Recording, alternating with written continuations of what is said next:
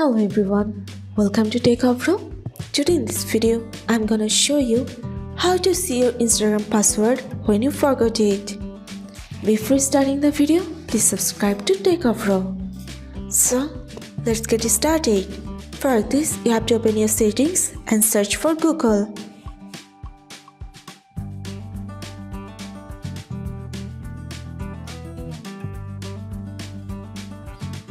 Here it is. Press on this.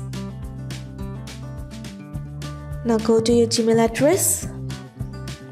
Press on Manage your Google account. Now go to Security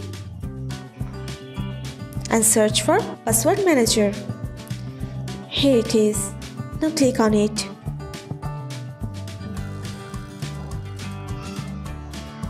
If you forgot your Instagram password and you want to see this, then press on this instagram.com.